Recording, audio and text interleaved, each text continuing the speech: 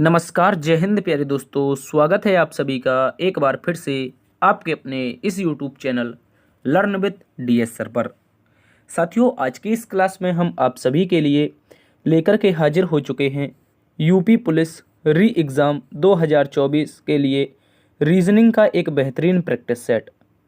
प्यारे साथियों, आज की इस क्लास में हम रीजनिंग का प्रैक्टिस सेट नंबर 39 डिस्कस करेंगे। यानी कि साथियों, आज हमारा यूपी पुलिस री एग्ज़ाम के लिए 39वें नंबर का प्रैक्टिस सेट होगा। और इससे पहले कि यदि आपने पिछले 38 पार्ट नहीं देखे हैं तो आप पिछले पार्ट को भी जा कर के देखें। वहाँ पर भी हमने साथियों यूपी पुलिस कांस्टेबल री एग्ज़ाम से संबंधित बहुत ही महत्वपूर्ण प्रश्नों को शामिल किया है।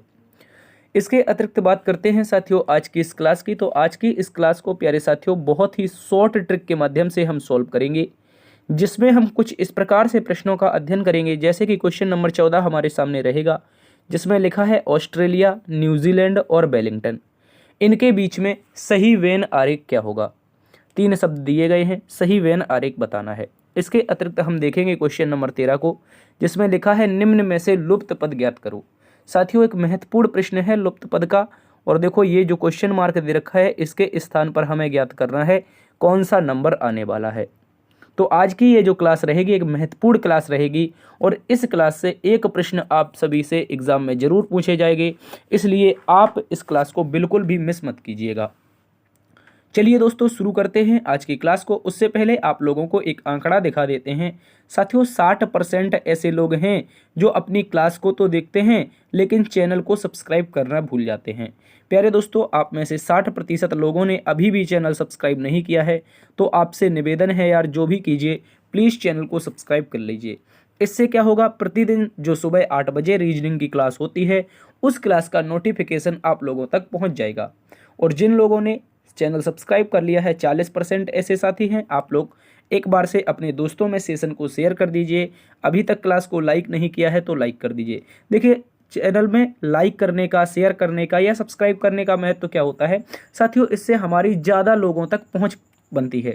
यानी कि जैसे कि आप तैयारी कर रहे हैं, ऐसे ही जो आपके मित्र हैं अन्य प्लेटफॉर्म पर कहीं भी तैयारी कर रहे हैं, उन्हें भी बताइए। अगर रीजनिंग पढ़ना चाहते हैं तो बहुत ही बेसिक से हम यहाँ पर रीजनिंग आप लोगों को पढ़ाते हैं। ठीक है, तो दोस्तों में सेशन जरूर साझा करें। चलिए शुरू करते हैं। आज का पहला प्रश्न आप सभी के सामने है, प्रश्न नंबर 1, जिसमें हमसे बोला गया है दोस्तों, बोला है उस विकल्प का चयन करें जो तीसरे पद से ठीक उसी प्रकार संबंधित है जिस प्रकार दूसरा पद पहले पद से संबंधित है। साथियों, गौर से देखते हैं। देखो, लिखा गया है स्वाद का संबंध किससे है, तो आप बोलेंगे साथियों स्वाद का संबंध जो दिया गया है वो जीवा से दिया गया है। जीवा से दिया गया है, यानी कि जीभ से। तो प्यारे दोस्तों, हमसे पूछा है चलना का संबंध किससे होगा। क्या पूछा है, चलना का संबंध किससे होगा, मुझे ये बताओ। तो साथियों, दैनिक जीवन की अगर बात करते हैं, जैसे ही हम कोई भोजन करते हैं उसमें जैसे कोई सब्जी है तो हम जब स्वाद का पता करते हैं तो कैसे करते हैं भाई, इसमें नमक है या नहीं है, तो किस प्रकार से, जीभ के माध्यम से। जैसे ही सब्जी खाते हैं तो जीभ में पहुंचती है, तो उससे हमें स्वाद पता चलता है कि सब्जी में नमक है या सब्जी तीखी है या फीकी है, इस तरह से। उसी प्रकार बात चलने की आती है। तो मुझे बताओ साथियों, चलने के लिए किसका प्रयोग करते हैं। हम कहेंगे सर चलने के लिए हम टांगों का प्रयोग करते हैं। किसका, अपनी टांगों का। तो प्यारे दोस्तों, इसका उत्तर बनेगा विकल्प नंबर सी। क्या बनेगा, टांगे।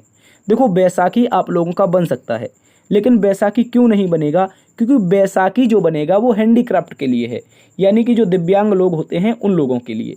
पटरी भी नहीं बनेगा, उत्तर छड़ी भी नहीं बनेगा, ये दिव्यांग लोगों के लिए है बैसाखी और छड़ी। लेकिन भाई जैसे ही हर प्रकार का जो व्यक्ति है स्वाद लेता है तो जीवा का प्रयोग करता है, उसी प्रकार हर प्रकार का व्यक्ति जब चलता है तो टांगों की मदद से चलता है। इस बात को याद रखेंगे। चलिए, विकल्प नंबर सी इसका सही उत्तर है। दूसरे प्रश्न में आ जाइए। दूसरा प्रश्न भी एक महत्वपूर्ण प्रश्न है। बोला गया है साथियों, निम्नलिखित 4 संख्याओं में से 3 संख्याएं एक निश्चित तरीके से एक जैसी हैं और एक अलग है, उस अलग संख्या का चयन करिए। प्यारे दोस्तों, एक महत्वपूर्ण प्रश्न है। इस प्रश्न में कई लॉजिक आपके माध्यम से बन सकते हैं। देखो, जो मैं लॉजिक बताता हूँ जरूरी नहीं वही लॉजिक आपका भी हो। कोई और भी लॉजिक हो सकता है आप लोगों का। अगर आप लोगों का कोई और लॉजिक आए तो अपना उत्तर जरूर कमेंट कीजिए, ठीक है। लेकिन मैं जो आपको लॉजिक बताऊंगा वो एग्जाम में पूछा गया था। साथियों इसमें जो लॉजिक है वो प्यारे दोस्तों कुछ इस तरीके से है। यहाँ पर अगर आप देखेंगे 224 को, तो प्यारे साथियों यहाँ पर 3 से विभाज्यता का नियम है। क्या है? 3 से विभाज्य संख्याओं के बारे में यहाँ पर संबंध पूछा है। अगर साथियों हम देखते हैं यहाँ पर 224 को, अगर 224 को 3 से भाग लगाएंगे तो 3 सते 21 बचेगा, 1 तो 14, 3 चौके 12, मतलब ये पूरी तरह से हमारा नहीं कटेगा, नहीं कटेगा। इसके लिए एक शॉर्ट ट्रिक भी होता है, जो भी नंबर दिया जाए, जो भी लेटर दिया जाए उनके यूनिट डिजिट जोड़ लो। अगर 3 से विभाज्य पूछा है तो 4 2 6 2 8, भैया 8 नहीं कटता है 3 से, तो ये 3 से नहीं कटेगा। इसके अलावा 6 2 8, देखो गौर से, यहाँ पर क्या है 6 है, 6 2 8, 8 2 10, तो प्यारे साथियों 8 भी यहाँ पर 10 भी 3 से नहीं कटता है, तो ये भी नहीं कटेगा। इसके अलावा अब देखते हैं ये 336 को देखेंगे, 6 3 9 3 12, तो प्यारे साथियों मुझे बताओ क्या 12 कटता है 3 से? आप बोलेंगे हाँ कटता है, तो ये संख्या 3 से कट जाएगी। इसके अलावा इसको देखो, इसको देखने जाओगे तो 8 4 12 4 16, तो प्यारे साथियों 16 भी हमारा नहीं कटता है 3 से, और जब 16 भी नहीं कटता है तो ये संख्या जो होगी ये भी 3 से नहीं कटेगी। तो इस प्रकार से जो विषम उत्तर है जो आयोग के द्वारा माना गया है वो प्यारे दोस्तों विकल्प नंबर 3 है। क्या है? विकल्प नंबर 3 है, जिसमें दिया गया है 3 से विभाज्य संख्या, जबकि अन्य जो 2 1 और 4 नंबर के विकल्प हैं इनमें कोई भी संख्या दी गई 3 से विभाज्य नहीं है। इस तरह से हमारा उत्तर विकल्प नंबर 3 आएगा। हम अगले प्रश्न की ओर चलेंगे। क्वेश्चन नंबर 3 कहा गया है ए का अर्थ प्लस है, बी का अर्थ गुणा है, सी का अर्थ माइनस और डी का अर्थ भाग है, तो निम्नलिखित व्यंजक का मान क्या होगा?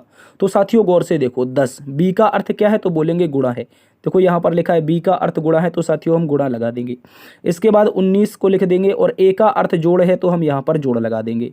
इसके अलावा देखिए यहाँ पर क्या है 10 लिखा है, ठीक है। 10 के बाद डी का अर्थ क्या है, तो आप लोग साथियों बोलेंगे डी का अर्थ विभाज्य है, तो विभाज्य लगा देंगे, 10 लिख देंगे। और सी का अर्थ साथियों माइनस है, तो यहाँ पर हम इस तरह से 7 का कर देंगे माइनस, ठीक है। इस तरह से अब हमें ज्ञात करना है कौन सी संख्या यहाँ पर आ सकती है। तो इसमें हम लगाते हैं बेसिकली बोर्ड मास। क्या लगाते हैं साथियों? बोर्ड मास, BODMAS। ये साथियों मैं प्रत्येक दिन आपको बताता हूँ ताकि आप भूल ना जाएं। यहाँ पर ब्रैकेट होता है, ऑफ होता है, डिवाइड होता है, मल्टीप्लाई होता है, ऐड होता है, सब्ट्रैक्ट होता है। यानी कि ब्रैकेट यानी कि कोष्ठक, ऑफ मतलब का, डिवाइड मतलब भाग, मल्टीप्लाई मतलब गुणा, ऐड मतलब जोड़ना, सब्ट्रैक्ट मतलब घटाना। इस तरह से बोर्ड मास लगाया जाता है। तो साथियों सबसे पहले तो यहाँ पर डिवाइड आएगा, और डिवाइड आएगा तो 10 एकम 10, ये कट जाएगा। यहाँ पर माइनस का 7 है और गुणा हो जाएगा। देखो डिवाइड के बाद में क्या है मल्टीप्लाई M4, तो फिर कर देंगे हम गुणा, ठीक है। 19 दशारम 190, ठीक है, 190 हो जाएगा, प्लस का 1। तो दोस्तों गौर से देखो 190 में 1 जुड़ेगा तो 191 आ जाएगा। 191 में 7 जुड़ेगा, सॉरी 7 घटेगा। 191 चूंकि प्लस का है और 7 क्या है माइनस का है, तो जैसे ही घटेगा साथियों 184 आप लोगों का बिल्कुल सही जवाब आएगा जो इस डिब्बे में रखा जाएगा। यानी कि इस क्वेश्चन मार्क के स्थान पर जो नंबर आएगा वो प्यारे दोस्तों विकल्प नंबर 1 आएगा। इस बात को याद रखेंगे, बहुत ही महत्वपूर्ण प्रश्न है, एग्जाम में पूछा जा सकता है। अगले प्रश्न में चल देते हैं। क्वेश्चन नंबर 4 को देखिए साथियों। क्वेश्चन नंबर 4 भी एक अति महत्वपूर्ण प्रश्न है। इसमें हमसे बोला गया है ए हैशटैग बी का अर्थ है, ए बी का भाई है, A @ बी का अर्थ है, ए बी की पुत्री है, ए एंड बी का अर्थ है ए बी का पति है, और A% बी का अर्थ है ए बी की पत्नी है। यानी कि अगर आप गौर से देखें तो हर बार कहीं ना कहीं आगे वाला पीछे वाले का कोई ना कोई बन रहा है, तो मैं इस व्यंजक में लगाऊंगा। तो बोला है एक यदि व्यंजक है तो FH से किस प्रकार संबंधित है। तो चलिए देखो यहाँ पर इसी व्यंजक में हम पूरे के पूरे इस फॉर्मूले का प्रयोग करेंगे। तो गौर से देखेंगे साथियों, यहाँ पर क्या है, यहाँ पर हमारे पास S है, S% D। तो परसेंटेज वाली लाइन में बोला था आगे वाली पीछे वाली की पत्नी है, तो मैं कहता हूँ जो S है ये माइनस लगा के पत्नी बना देंगे किसकी, पीछे वाले D की। इस बात को याद रखेंगे। तो S हमारी पत्नी हो जाएगी, S की शादी करवा देंगे D से, तो D क्या हो जाएगा भैया, एक पति है तो दूसरी पत्नी, तो D को हम यहाँ पर पति बना देंगे प्लस लगा करके। अब बोला है हैशटैग, हैशटैग का मतलब है आगे वाला पीछे वाले का भाई है। पहली ही लाइन में बोला हैशटैग का मतलब, तो आगे वाला जो D है वो भाई है किसका, पीछे वाला F का, ठीक है। इस तरह से अब एट द रेट का मतलब है आगे वाली पीछे वाले की पुत्री है। एट द रेट मतलब F पुत्री है प्यारे दोस्तों, याद रखेंगे जो F है ये पुत्री है किसकी, तो अच्छे से याद रख लेंगे पीछे वाले G की, ठीक है। इस तरह से अब बोला है एंड, एंड का मतलब था आगे वाला पीछे वाले का पति है। तो भैया एंड किस किस के बीच में लगा है, जी और एच के, तो जी भैया पति हो जाएगा किसका, याद रखेंगे एच का, तो इन दोनों की शादी करवा देंगे, एच हो जाएगी पत्नी। अब देखो एट द रेट बोला है, एट द रेट में हो जाएगा आगे वाली पीछे वाले की पुत्री है, तो ये जो एच है साथियों ये पुत्री हो जाएगी किसकी, तो आप लोग अच्छे से याद रखेंगे जे की, किसकी हो जाएगी, जे की। ठीक है, अब प्रश्न को गौर से पढ़ लेते हैं। प्रश्न में हमसे पूछा है तो एफ एच से किस प्रकार संबंधित है, से लगा है किसके साथ, एच के साथ, से लगा है एच के साथ, पूछा है एफ के बारे में, तो भैया एच क्या बोलेगी, एच बोलेगी ये मेरा पति रहा और मेरे पति की जो पुत्री होगी साथियों वो मेरी भी पुत्री होगी, पति की पुत्री अर्थात मेरी पुत्री। विकल्प नंबर एक बार फिर से हमारा सही उत्तर बन जाएगा। इस बात को आप सभी अच्छे से याद रख लेंगे। ठीक है, बहुत ही अच्छा सा प्रश्न है, इसको स्क्रीनशॉट के साथ रखें और प्रश्न को अलग से पेन कॉपी लेकर के सॉल्व करने का प्रयास करें। ऐसे प्रश्न आपको एग्जाम में फंसा सकते हैं। ठीक है, इस बात को याद रखेंगे। चलिए अगले प्रश्न में चलने का प्रयास करते हैं। क्वेश्चन नंबर 5 हमारे सामने है। बोला गया है उस विकल्प का चयन करें जो तीसरे पद से ठीक उसी प्रकार संबंधित है जिस प्रकार दूसरा पद पहले पद से संबंधित है। तो इस प्रश्न को भी देखेंगे। बोला गया है जे ओ एम को के पी एन लिखा जाता है, तो हम यहाँ पर जे लिखेंगे, ओ लिखेंगे। ठीक है, यहाँ पर एक मिनट, जे लिखेंगे, ओ लिखेंगे, एम लिखेंगे। इसको क्या लिखा है तो आप लोग बोलेंगे साथियों, इसको लिखा है के बाद पी, पी के बाद एन। तो गौर से देख लेते हैं कैसे, स्थानीय मान से। जे 10 पर होता है, ओ 15 पर होता है, एम 13 पर होता है। यहाँ पर ये 11 पर हो जाएगा, पी 16 पर हो जाएगा, एन 14 पर हो जाएगा। तो गौर से देखो सभी में एक एक जुड़ रहा है। क्या हो रहा है साथियों, सभी में एक एक का प्लस हो रहा है। क्या हो रहा है तो आप बोलेंगे सर देखो जे में एक जुड़ा, 10 में एक 11, 15 में एक 16 और 13 में एक 14।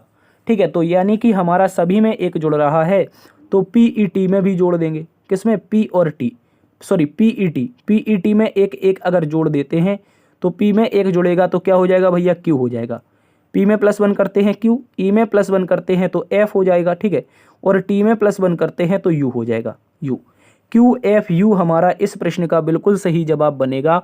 वो हमें दे रखा है विकल्प नंबर 3 में। कहाँ पर है, विकल्प नंबर 3 में क्यू एफ यू दिया है। इस बात को आप सभी दिलो दिमाग में बसा लेंगे। प्रश्न नंबर 5 का उत्तर बनेगा विकल्प नंबर 3। क्वेश्चन नंबर 6 में आते हैं। ये प्रश्न एक महत्वपूर्ण प्रश्न बन सकता है आप सभी के एग्जाम के लिए। तो प्यारे दोस्तों, ऐसा प्रश्न मैंने कल शाम की एक क्लास में करवाया है, वहां पर दिन निकालना सिखाया है, लेकिन यहाँ पर दिन निकालने के अलावा एक एडवांस क्वेश्चन पूछ लिया, अप्रैल 2001 में किन तारीखों को बुधवार आएगा, मुझे ये बताना है। एक प्यारा सा प्रश्न है, इस बात को आप सभी अच्छे से याद रखेंगे। देखिए साथियों, अगर मैं बात कर लेता हूं यहाँ पर अप्रैल की, तो मुझे तो नहीं पता है कि बुधवार कब आएगा, लेकिन मैं आपसे कह दूं कल शाम जैसा बिल्कुल प्रश्न, यदि शाम की क्लास देखते हैं तो समझिए। देखो कल शाम जैसा प्रश्न मैं कह देता हूं आप लोगों से, 1 अप्रैल 2001 का दिन बताओ मुझे। बता सकते हो आप लोग? आप बोलेंगे हाँ सर बिल्कुल बता सकते हैं। कैसे सर? आपने एक बॉक्स बताया था इस तरह का कुछ याद रखने के लिए, आपको याद है? जल्दी से बताओ क्या था वहाँ पर। 400 था, 400 के बाद में साथियों 300 था, 300 के बाद में 200 था, 200 के बाद में क्या था, 100 था। इस तरह से एक हमने बॉक्स बनाया था, यदि याद हो तो 400 के लिए 0 याद रखते हैं, 300 के लिए 1 याद रखते हैं, 200 के लिए 200 के लिए कितना याद रखते हैं, तो आप बोलेंगे 200 के लिए सर हम 3 याद रखते हैं और 100 के लिए हम 5 याद रखते हैं। ये कोडिंग बस याद रखनी है, इतनी ही सी तो कोडिंग है। अब क्या करेंगे हम लोग, अब मैंने बताया था जो भी दिया गया वर्ष है उसके अतिरिक्त जो भी दिन बन रहे हैं उनको निकाल लो। जैसे अप्रैल तक पहुंचे हैं तो इसमें जनवरी आई होगी, उसके अलावा फरवरी भी आई होगी, इसके अलावा मार्च भी आई होगी और अप्रैल तक हमें जाना ही है। तो गौर से देख लो, जनवरी में 31 दिन होते हैं, 31 में 7 से भाग लगाओगे तो रिमाइंडर 3 आ जाएगा। फरवरी चूंकि 2001 है और 2001 लीप वर्ष है नहीं, तो फरवरी 28 की रही होगी और 28 में जब हम 7 से भाग लगाएंगे तो रिमाइंडर 0 आएगा। मार्च 31 का होता है, कोई भी हो, ठीक है, तो इसमें जब 7 से भाग लगाएंगे तो रिमाइंडर 3 आएगा। और अगस्त को, सॉरी माफी चाहेंगे, A4 अप्रैल में देखेंगे तो 1 तारीख तक ही जाना है, इतना याद रखेंगे, ठीक है। अब गौर से देखो साथियों, मैं बात कर रहा हूं आप लोगों से 1 अप्रैल की। 1 अप्रैल का दिन मैंने कहा 1 अप्रैल 2001, मैंने कहा अप्रैल के अगर 2001 के पूरे दिन खत्म हो गए तो बताओ मुझे कितने साल बचे। आप बोलेंगे सर 2001 में अप्रैल पूरा खत्म हो गया तो साल हमारे पास बचे 2000। कितने बचे? 2000 बचे, इस बात को याद रखेंगे, ठीक है। अब ये रिमाइंडर को देख लो, ये वाला रिमाइंडर कितना है, तो आप बोलेंगे 3 3 6 एक 7 रिमाइंडर है। 7 को 7 से भाग लगाओगे तो यहाँ पर जो रिमाइंडर आएगा वो साथियों 0 आ जाएगा। क्या आ जाएगा? 0। और यहाँ पर देख लो, यहाँ पर देख लो, जैसे मैंने शाम को आप लोगों को बताया था कि ये जो 2000 है, ये 2000 को हम क्या इस तरह से लिख सकते हैं? 400 गुणा 5। मुझे बताओ, 400 गुणा 5 लिख सकते हैं? आप बोलेंगे हाँ। इसके अलावा ये वाला रिमाइंडर भी शामिल करेंगे तो भैया ये रिमाइंडर 0 है। उसके अलावा 400 का कोड भी तो सर ये 0 है। तो मैंने कहा 0 का गुणा 5 में तो 0, तो हर बार में प्लस 0 0, सब कुछ करने के बाद यहाँ पर रिमाइंडर आ गया 0। प्यारे दोस्तों, जब रिमाइंडर 0 आया तो इस प्रकार से हमें पता चला कि 1 अप्रैल 2001 का जो दिन था प्यारे साथियों, ये हमारा क्या था? रविवार था। क्यों रविवार था? क्योंकि अगर आपने शाम की क्लास देखी है तो मैंने वहाँ पर आपको एक कोडिंग बताई है। वो कोडिंग क्या है? वो कोडिंग ये है कि अगर रिमाइंडर 1 आता है तो क्या होगा? मंडे होगा। रिमाइंडर 2 आता है क्या होगा? ट्यूसडे होगा। रिमाइंडर 3 आता है क्या होगा? वेडनेसडे होगा। 4 आता है तो क्या होगा भैया? थर्सडे होगा। 5 आता है तो क्या होगा? फ्राइडे होगा। अगर रिमाइंडर 6 आता है तो सैटरडे होगा। ठीक है। और 0 आता है या फिर 7 आता है तो इसमें हमारा संडे हो जाता है। ठीक है। तो यहाँ पर रिमाइंडर 0 आया तो हमने क्या निकाला था? हमने निकाला था 1 अप्रैल 2001 का दिन, और 1 अप्रैल 2001 को हमें रविवार पता चला। भैया लेकिन सवाल में तो कुछ और पूछ रहा है और आप हमें यहाँ पर कुछ और बताते जा रहे हो। कितने लोगों के मन में ये प्रश्न बन रहा है मुझे बताओ? तो हम कहेंगे बहुत सारे लोगों के। लेकिन जब मुझे पता चल जाए प्यारे दोस्तों, मैं कहूँ 1 अप्रैल 2001 का दिन पता चल गया तो मैं बुधवार को तो आसानी से निकाल सकता हूँ ना। 1 अप्रैल, अगर 1 अप्रैल को 2001 में रविवार है तो 2 अप्रैल को क्या रहा होगा? सोमवार। 3 अप्रैल को क्या रहा होगा? तो आप बोलेंगे सर मंगलवार। और 4 अप्रैल को क्या रहा होगा? तो बुधवार। तो इस प्रकार से हम कह सकते हैं साथियों, अगर पहला बुधवार 4 अप्रैल को आया है तो 7 दिन बाद दूसरा रिपीट होकर 11 को आ जाएगा, तीसरा आ जाएगा 7 दिन बाद 18 को, चौथा 7 दिन बाद 25 को आ जाएगा। तो उस महीने में जो अप्रैल में 2001 में किन तारीखों को बुधवार आएगा, इस प्रश्न का उत्तर विकल्प नंबर बी आएगा। साथियों मुझे बताओ कितने ऐसे साथी हैं मेरे जिन्हें यह प्रश्न अच्छे से समझ में आया है, या फिर मैं अकेले ही पढ़ रहा हूं? जल्दी से बता दो। अगर शाम का क्लास देखा है उसमें मैंने एक दिन बताया था, शायद कोई दिन निकालने के लिए प्रश्न करवाया था, वो वही मेथड था, बिल्कुल सेम टू सेम जो यहाँ पर किया है। ठीक है, इस बात को याद रखेंगे। तो इसमें इस तरीके से जो उत्तर आएगा वो साथियों विकल्प नंबर बी 4, 11, 18 और 25 अप्रैल 2001 की तारीखों को बुधवार होगा। चाहो तो आप गूगल का कैलेंडर करके देख लो, मैं इस बात की गारंटी देता हूं ये बिल्कुल सही ऑथेंटिक प्रश्न है। ठीक है, चलिए अगले प्रश्न में चलते हैं। क्वेश्चन नंबर 7 में बताइए। क्वेश्चन नंबर 7 एक महत्वपूर्ण प्रश्न दिया है, नीचे दिए गए शब्दों को सार्थक क्रम में व्यवस्थित कीजिए। नंबर 1 पर है शहद, उसके बाद क्या है? मक्खी है, फिर फूल है, फिर क्या है साथियों? मोम है। तो बताओ इसमें सबसे पहले क्या आएगा? तो मैं आपसे पहले बात करता हूं साथियों, याद रखेंगे सबसे पहले विकल्प नंबर 2 आएगा। विकल्प नंबर 2 क्यों आएगा? क्योंकि साथियों सबसे पहले फूल खिलेगा। क्या होगा? सबसे पहले क्या होगा? फूल खिलेगा। और जब फूल खिलेगा तो साथियों वहां पर क्या जाएगी? मक्खी जाएगी। क्या जाएगी? जो मक्खी होती है शहद वाली वो जाएगी। मक्खी जाएगी तो साथियों वहां पर मक्खी क्या लाएगी? शहद लेके आएगी। क्या लाएगी? शहद लेके आएगी। तो शहद हमारा इस तरह से आ जाएगा। जब हम शहद निकाल के खा लेते हैं तो उसमें शेष छिकला क्या रह जाता है? वो प्यारे दोस्तों मोम कहलाता है। क्या कहलाता है? मोम। ठीक है, ये मम्मी वाला मोम नहीं है, ये मोम लगाने वाला है। ये हमारे ज़माने में हुआ करता था, शायद आप लोगों ने तो देखा ही नहीं होगा, हो सकता है जो गांव से बिलोंग करते हो उन्होंने जरूर देखा होगा। ठीक है, इस तरह से देखिए, इसका जो उत्तर आएगा वो 2 होगा, 3 होगा, उसके बाद 1 होगा, उसके बाद 4 होगा। ठीक है, 23, 14 उत्तर होना चाहिए। 23, 14 देखेंगे, विकल्प नंबर बी में है, ये हमारा बिल्कुल सही जवाब है। ठीक है, चलिए अगले प्रश्न में चलते हैं। अगला प्रश्न क्वेश्चन नंबर 8 एक महत्वपूर्ण प्रश्न है, सीरीज से संबंधित है। कहा गया है नीचे दी गई श्रृंखला में प्रश्न चिन्ह के स्थान पर कौन सी संख्या आएगी? बताइए साथियों, जल्दी से बता देते हैं। यहाँ पर देखो एक सीरीज दे रखी है, इसको अलग से लिख लेते हैं। 16 है, 16 के बाद में क्या है साथियों? 16 के बाद में 24 है, 24 के बाद में प्यारे साथियों 36 है, 36 के बाद में क्वेश्चन मार्क है, उसके बाद में 81 है। ठीक है, अब गौर से देखो, यहाँ पर इनके बीच का अंतर लेते हैं। पहले अगर अंतर लेने जाएंगे तो प्यारे साथियों 16, 8, 24 प्लस का 8 हुआ है। आगे देखने जाओगे तो साथियों प्लस का 12 हुआ है। ठीक है, 8, 4, 12। तो क्या अगली बार में 12, 4, 16 होना चाहिए? बताओ, 12, 4, 16 होगा तो 16 अगर होगा, 36, 16, 52। क्या विकल्प में किसी में 52 है? मुझे बताओ, क्या किसी विकल्प में 52 है? आप बोलेंगे हाँ सर 52 है। इसके अलावा अब 16 हो गया, 12, 4, 16, 16, 4, 20। तो भैया अगला वाला तो 20 होना चाहिए, अगला वाला तो प्लस का 20 होना चाहिए, और 52 में 20 जुड़ना चाहिए तो 72। यहाँ पर तो दया कुछ गड़बड़ है। इसका मतलब क्या होना चाहिए मुझे बताओ। कुछ तो गड़बड़ है प्यारे दोस्तों, यहाँ पर ये प्रश्न का लॉजिक नहीं है, लॉजिक कोई और है और हम लॉजिक कोई और लगा रहे हैं। चलिए इसके हम दूसरे लॉजिक को क्रैक करने का प्रयास करते हैं, इसको आप अच्छे से समझिए। देखिए साथियों, इसका लॉजिक ये नहीं है, इसका लॉजिक कुछ और है। एक बार हम फिर से इसको अलग से लिखते हैं। 16 है, उसके बाद में 24 है, 24 के बाद में 36 है, और साथियों 36 के बाद में क्वेश्चन मार्क है, और उसके बाद में क्या है, 81 है। ठीक है, क्या है तो बोलेंगे साथियों आप लोग 81 है। तो अब मैं जो बताने जा रहा हूं उसको समझिए। यहां पर जो पहली बार में जो अंतर आया है वो हुआ है प्यारे दोस्तों, ये जो लॉजिक हुआ है, ये लॉजिक हुआ है 1.5 का मल्टीप्लाई। क्या हुआ है, 1.5 का मल्टीप्लाई। तो 16 में जैसे ही आप 1.5 का मल्टीप्लाई करेंगे तो अगली संख्या 24 हमें प्राप्त होगी। उसी प्रकार 24 में हम जाएंगे तो आगे भी प्यारे दोस्तों हमारा 1.5 का मल्टीप्लाई हुआ है। ठीक है, तो यहाँ पर 24 12 36 हो जाएगा। इसके अलावा अब देखो इसका 1.5 करेंगे तो भैया 36 का 1.5, 36 एकम 36 और आधा, यानी कि देखो अगर एक में गुणा करेंगे तो सीधा सीधा हमारा 36 आ जाएगा, और अगर मैं आधे में गुणा करूंगा, आधे में, तो 36 का क्या हो जाएगा 18, और 36 में 18 जुड़ेगा तो साथियों 54 आना चाहिए। ठीक है, 54 आना चाहिए। तो कहाँ पर है 54, विकल्प नंबर 1 में है। देखो गौर से समझो, इसको ऐसे करेंगे, हम आपको करके बता देते हैं।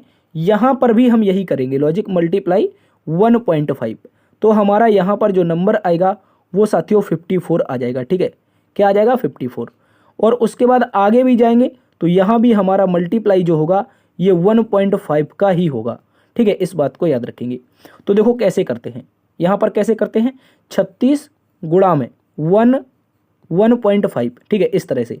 तो मैं अगर पॉइंट ना मानूं तो 15 छक्के 90 और 15 तिया 45 9 54। ठीक है, और चूंकि एक अंक बाद दशमलव है यहाँ पर, तो एक अंक बाद यहाँ पर भी लग जाएगा, तो केवल और केवल हमारा 54 बचेगा, और वही 54 हमने यहाँ पर रख दिया है। ठीक है, और 54 में जब हम यही प्रक्रिया लगाएंगे 1.5 की, देखो इस तरह से 54 गुणा में 1.5, तो हम इसको भी दशमलव न माने तो 15 चौके 60, 15 पना 75, 6 81, और साथियों एक अंक बाद दशमलव है तो यहाँ भी 81 आ जाएगा हमारा। ठीक है, इसी तरीके से देखेंगे तो हमारा उत्तर विकल्प नंबर 1 होना चाहिए। चलिए साथियों अगले नंबर चलते हैं। प्रश्न नंबर 9 कहा गया है साथियों उस शब्द समूह का चयन करें जो निम्नलिखित श्रृंखला में आगे आएगा। चलिए देखते हैं, यहाँ पर क्या है, यहाँ पर कुछ लेटर हैं, इनको अलग से लिखते हैं। LVD है। ठीक है, उसके बाद क्या है, एक मिनट, इसके बाद में क्या है तो बोलेंगे आप लोग OTF है। क्या है साथियों, OTF है। उसके बाद में क्या है, RRH है, और इसके बाद में एक क्वेश्चन मार्क के लिए एक बड़ा सा बॉक्स है, और लास्ट में हमें दे रखा है X N और L। चलिए इसको हम बताते हैं। इसके लिए तो कई बार प्रक्रिया आपको बताई है। इसमें क्या करना होता है, सादा सा लॉजिक होता है, सीधा सा। क्या लॉजिक होता है, पहले का संबंध पहले से।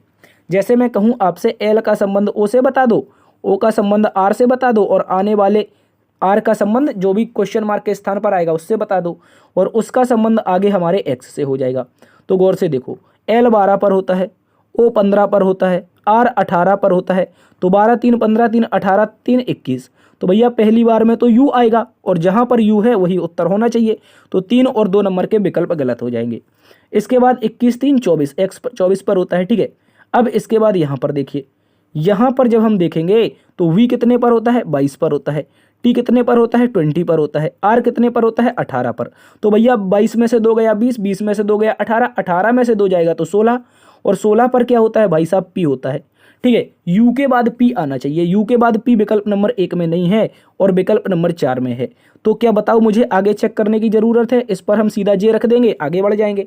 उत्तर आ जाएगा UPJ। क्या आ जाएगा, UP और J। ठीक है, इस बात को आप सभी अच्छे से याद रखेंगे, ये जो क्वेश्चन मार्क है इसके स्थान पर UPJ आने वाला है।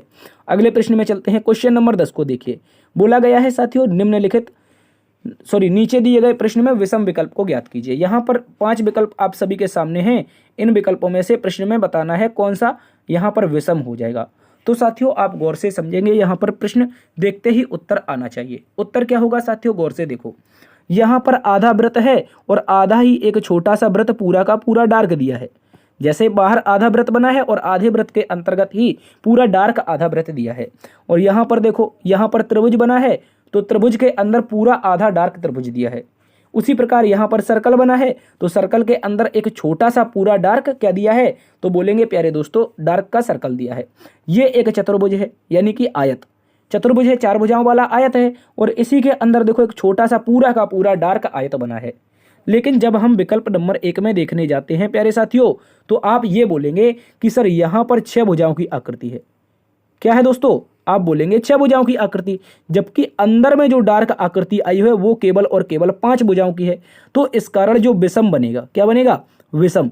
क्योंकि अन्य विकल्पों में देखेंगे जो बाहर है उसी का छोटा सा प्रतिरूप अंदर डार्क एरिया है, लेकिन भैया विकल्प नंबर 1 में बाहर तो 6 भुजाओं की आकृति है, लेकिन अंदर जो डार्क एरिया है वो केवल और केवल 5 भुजाओं का है। इस कारण विषम हो जाएगा ए नंबर का विकल्प। ठीक है, इस बात को आप सभी याद रखेंगे। अगले प्रश्न में आ जाइए। क्वेश्चन नंबर 11 एक महत्वपूर्ण प्रश्न है। इसमें हमसे बोला गया है, कथन और पूर्वधारणा से संबंधित है, एक अच्छा सा प्रश्न बन सकता है एग्जाम में। बोला है मरुस्थलों में एक स्थान से दूसरे स्थान पर जाने के लिए ऊंटों के बिना काम चल ही नहीं सकता। बताओ, मरुस्थलों में जब हम एक स्थान से दूसरे स्थान पर जाते हैं तो ऊंटों के बिना काम चल ही नहीं सकता। तो पहली पूर्वधारणा यहां पर आती है। पूर्वधारणा नंबर 1 में कहा गया है मरुस्थलों में ऊंट ही आवागमन का सस्ता साधन है। तो बताओ, क्या मरुस्थलों में जो ऊंट होता है वो आवागमन का सस्ता साधन है? तो आप बोलेंगे हाँ सर बिल्कुल है। इसके अलावा बताओ, कह रहा है कि मरुस्थलों में ऊंट अधिकता में पाए जाते हैं। क्या कह रहा है? कि मरुस्थलों में जो ऊंट होते हैं वो अधिकता में पाए जाते हैं। तो क्या इसका लॉजिक ये बनेगा या कोई और बनेगा? मुझे एक बार जल्दी से आप लोग समझा दीजिए। इसका उत्तर क्या होना चाहिए आपके अनुसार? कौन सी पूर्वधारणा निहित है, कौन सी अंतर्निहित नहीं है? जल्दी से बताइए। चलिए बताइए साथियों, किसी को समझ में आ रहा है? क्या बोला है? कथन में बोला है मरुस्थलों में एक स्थान से दूसरे स्थान पर जाने के लिए ऊंटों के बिना काम चल ही नहीं सकता। तो पूर्वधारणा लगाई गई कि मरुस्थलों में ऊंट ही आवागमन का सस्ता साधन है। तो पहली पूर्वधारणा मैंने कहा बिल्कुल सही है, आवागमन के लिए सस्ता साधन ऊंट है। ठीक है, इसके अलावा मरुस्थलों में ऊंट अधिकता में पाए जाते हैं। तो ये भी बात तो सही है भैया, रेगिस्तान का जहाज कहा जाता है ना। ऊंट को जब रेगिस्तान का जहाज कहा जाता है तो रेगिस्तान में अधिकतम मात्रा में पाए जाते हैं। ठीक है, इस बात को याद रखेंगे। तो हम क्या बोलेंगे? दोनों की दोनों पूर्वधारणाएं अंतर्निहित हैं। इस प्रश्न का उत्तर बनेगा विकल्प नंबर सी। ठीक है, इस बात को याद रखेंगे। अगले प्रश्न में आइए, क्वेश्चन नंबर 12, जिसमें बोला गया है एक ही पासे की 2 अलग अलग स्थितियां दर्शाई गई हैं, जिसमें से 6 पलकों पर यू से लेकर के जेड तक के अक्षर अंकित किए गए हैं। उन अक्षर का चयन करें जो एक्स दर्शाने वाले फलक के विपरीत फलक पर होगा। प्यारे साथियों, ये जो एक्स है यहां पर गौर से देखो, पहले वाले पासे में जो एक्स है इसको दर्शाने वाला जो है एक्स, इसके विपरीत में क्या होगा ये बताना है। तो साथियों गौर से देखो, यहां पर वाई है, यहां पर जेड है, यहां पर भी वाई है, यहां पर भी जेड है, अर्थात 2 समान पेयर मिल गए।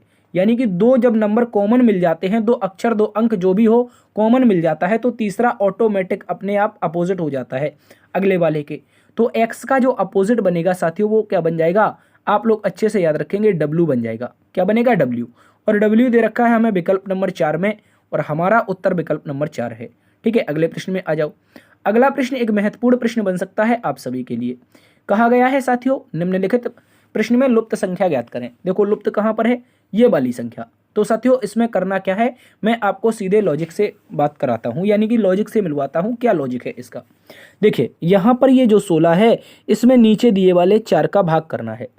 जो हमारा लेफ्ट हैंड की तरफ ऊपर 16 है ये वाला, इसमें हमें नीचे दिए गए 4 का भाग करना है। ठीक है, तो मैंने कहा 16 भागित में 4 और गुणा में कर देना है 9। ठीक है, इस तरीके से 16 भागित में 4 ये वाला गुणा में कर देना है। इसी प्रकार से देखो यहाँ पर ये वाला क्या करेंगे, हम इसको गुणा में कर देंगे। इसके बाद में अब यही लॉजिक यहाँ पर भी लगाएंगे। ठीक है, इसको देखो सॉल्व कर लेंगे बाद में। ये जो 48 है इसमें भाग लगाएंगे 8 से। ये जो हमें 48 दे रखा है देख लो यहाँ पर लेफ्ट हैंड की तरफ, और नीचे वाले 8 से भाग लगाएंगे। तो मैंने कहा 48 साथियों भागित में 8। ठीक है, 48 भागित 8 और गुणा में ये वाली 9 की संख्या। ठीक है, ये वाला जो 9 दे रखा है इसको गुणा में लगा देंगे। तो मैंने इसको गुणा में लगाया। इसके अलावा इसको यहाँ पर इस तरीके से कर लेंगे, अभी सॉल्व करेंगे। ठीक है, इनको अभी एक एक करके सॉल्व करेंगे। तो अब की बार में मैं क्या करूँगा, इस 72 का भाग, ये जो 72 है यहाँ पर ये 72 में भाग लगाएंगे 6 से। ठीक है, ये 72 में नीचे वाले 6 से हम भाग लगाएंगे और गुणा में कर देंगे 8। ठीक है, इस तरीके से जो भी उत्तर आएगा हमारा उत्तर बन जाना चाहिए, जो भी आएगा आंसर। ठीक है, वो हमारा क्वेश्चन मार्क का स्थान जो लेगा यहाँ पर आ जाएगा। चलिए देखिए कैसे करते हैं। 4 से काटेंगे, 4 चौके 16, मतलब 4 आ गया। तो 4 और 9 का हो जाएगा गुणा, तो 9 चौके हो जाएगा 36। ये जो 36 है ना साथियों, यही हमें बीच में दे रखा है। इसी प्रकार 8 से काटेंगे, 8 छक्के 48, ठीक है, 6 बार में 6 नमे के 54, 54 यहाँ पर देखो आ गया, और यही 54 हमें बीच में दे रखा है, बीच में दे रखा है। इसके अलावा हम इस 6 को काटेंगे, 6 से काटेंगे, 6 कम 6, 6 दूनी 12, ठीक है, इस तरह से 6 कम 6, 6 दूनी 12, और यहाँ पर गुणा में हो जाएगा 8, 12 अट्ठे 96, क्या हो जाएगा साथियों, 12 अट्ठे 96 हो जाएगा। और ये जो क्वेश्चन मार्क दे रखा है इसके स्थान पर हमारा 96 आएगा, इस बात को याद रखेंगे। और ये जो 96 है हमें विकल्प नंबर 1 में मिल जाएगा, और विकल्प नंबर 1 हमारा इस प्रश्न का बिल्कुल सही जवाब बनेगा, ठीक है। अच्छे से याद रखेंगे, लेफ्ट हैंड में दी गई संख्या को नीचे से भाग कर देंगे और राइट हैंड की संख्या से गुणा कर देंगे। आई होप आप इस प्रश्न को अच्छे से समझे होंगे। यदि नहीं समझे हैं तो एक बार से निवेदन करेंगे, एक बार फिर से समझिए पीछे जा करके। क्वेश्चन नंबर 14 एक महत्वपूर्ण प्रश्न है। कहा गया है साथियों, ऑस्ट्रेलिया, न्यूजीलैंड और वेलिंगटन शब्दों के बीच सही बेन आरेख क्या होगा। तो साथियों गौर से समझो, सबसे पहले मैं एक आरेख बनाऊंगा जो कि ऑस्ट्रेलिया को रिप्रेजेंट करेगा, किसको, ऑस्ट्रेलिया को। इसके अलावा एक आरेख बनाऊंगा, ये जो आरेख होगा साथियों ये न्यूजीलैंड को रिप्रेजेंट करेगा, किसे, न्यूजीलैंड को। और न्यूजीलैंड की ही कैपिटल है, मतलब न्यूजीलैंड के अंतर्गत ही आएगी वेलिंगटन, ठीक है, इस बात को याद रखेंगे। तो इस तरीके का आरेख बनेगा, 2 सर्कल एक साथ में होंगे जबकि एक अलग से हो जाएगा, ठीक है। ऐसा जो आरेख मिलेगा ये आरेख हमारा सही उत्तर होगा, और ये आरेख हमें विकल्प नंबर सी में दिया है। तो इस प्रश्न का उत्तर बन जाएगा साथियों विकल्प नंबर सी। आई होप इस प्रश्न को भी आप अच्छे से समझे होंगे, ठीक है। जल्दी से बताइए क्या समझ में आ रहा है आप लोगों को। क्वेश्चन नंबर 15 एक महत्वपूर्ण प्रश्न। अभी रिसेंटली जो 17 की फर्स्ट शिफ्ट में पेपर हुआ था उसका वही सेम टू सेम क्वेश्चन है, 17 फरवरी के एग्जाम में पूछा गया यूपी पुलिस का प्रश्न। बोला गया है 27 साल के कारावास ने मिहिर कलाल को राष्ट्रपति बनाया। प्यारे दोस्तों गौर से समझे, 27 साल के कारावास ने क्या किया, मिहिर कलाल को राष्ट्रपति बनाया। तो अब हम देखते हैं धारणा क्या लग रही है। पहली धारणा कह रहा है जो 27 साल तक कारावास में रहेगा वो राष्ट्रपति बनेगा। ऐसी कोई धारणा है कथन के अनुसार, मुझे बताओ। मैंने कहा कोई मिहिर कलाल का लड़का है या आदमी है, जो भी है व्यक्ति है, 27 साल तक जेल रहा और राष्ट्रपति बन गया। तो धारणा हम कैसे कह सकते हैं कि जो 27 साल तक रहेगा वह राष्ट्रपति बनेगा। भैया ऐसे तो कई लोग होते हैं जो 27 सालों तक क्या जीवन भर पूरा जेल में काट देते हैं, सारे के सारे राष्ट्रपति तो होते नहीं है। इसका मतलब पहली वाली धारणा तो गलत है। अब दूसरा कह रहा है कि राष्ट्रपति बनने के लिए कारावास एक योग्यता है। तो भैया ऐसा भी नहीं कह सकते, क्यों नहीं, क्योंकि कथन में ही नहीं बोला है कि राष्ट्रपति बनने के लिए कारावास एक योग्यता है। अब भाई दोनों के दोनों गलत हो गए, और जब दोनों के दोनों गलत हो गए तो हम बोलेंगे विकल्प नंबर 1 को। विकल्प नंबर 1 हमारा सही उत्तर बनेगा, इस बात को याद रखेंगे। कोई भी धारणा अंतर्निहित है नहीं है, क्या है, कोई भी धारणा अंतर्निहित नहीं है, यानी कि ना तो 1 और ना ही 2 अंतर्निहित हैं। विकल्प नंबर ए सही है। तो साथियों आज की क्लास को यहीं पर विराम देते हैं। उससे पहले एक बार फिर से इस आंकड़े को दिखा देते हैं साथियों। जो भी करना है सब्सक्राइब के बटन को तोड़ फोड़ मरोड़ जो भी करो यार, प्लीज़ सब्सक्राइब करो। 60% से ज़्यादा लोग हो चुके हैं, ये आंकड़ा बढ़ करके अब 63 पहुँच चुका है, ठीक है। ये अभी मैंने रिसेंटली जब चेक किया था क्लास के बीच में तो ये 63 के पार पहुँच चुका है। यार प्लीज़ इसको कम कीजिए, इसको 50 या 40 के आसपास लाइए, इसको सब्सक्राइब ज़्यादा कीजिए, ठीक है। इसके अलावा जिन लोगों ने सब्सक्राइब कर दिया है आप लोगों को दिल से बहुत बहुत धन्यवाद। जिन्होंने नहीं किया है उनको भी बहुत बहुत धन्यवाद। क्लास लेते हैं, प्लीज़ यार उसको सब्सक्राइब कर लीजिए, ठीक है। तो देखते रहिए, आपका अपना परिवार, मस्त रहिए, स्वस्थ रहिए, खुश रहिए। मिलते हैं एक नई वीडियो में, तब तक के लिए अपना ख्याल रखना। जय हिंद, जय भारत, जय माँ सरस्वती।